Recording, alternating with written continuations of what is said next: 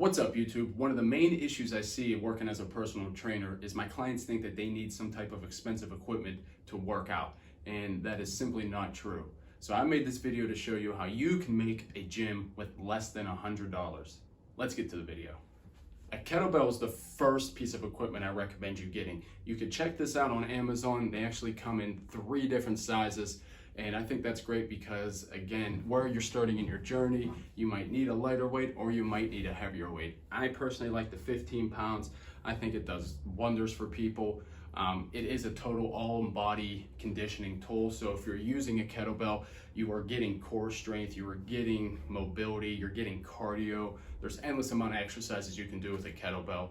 And luckily, it's just all one tool. The next piece of equipment I'd recommend getting are resistance bands. These ones off of Amazon, they come in a whole pack, whole bunch of different sizes, different resistance, and they are great because you can actually take them anywhere. They don't take up much space in your house, so that's always a plus. And really the benefits are endless with these resistance bands. They actually promote more time under tension than dumbbells due to the gravity aspect, especially so if I'm curling here, up at the top, this is kind of turned off.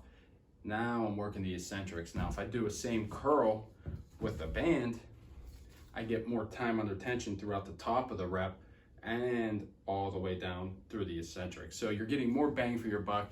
Actually an underrated piece of equipment that most people are afraid to use. So I recommend getting that, and they're cheap, so why not? While you're at it, you might as well get the loop bands. I think are the single most underrated piece of equipment in the gym. What you can do with these, I mean, in regards to out, in, same concept with the resistance bands. You're keeping time under tension, allowing the body to actually fully go through those motions. And especially if you put it on your legs, now you're working inner thighs, out, in. I mean, the opportunities are endless with this thing.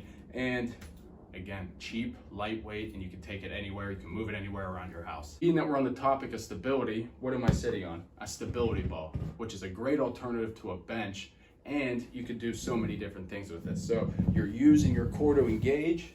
I got my kettlebell. I could do chest press. I can do full chest press, single arm, double arm. I could do a sit-up with this. You know, there's so many, I mean, even a squat, you know, let me get in here, see if I can do that. You can squat, low squats. I mean, so the opportunities and the exercise selections are endless.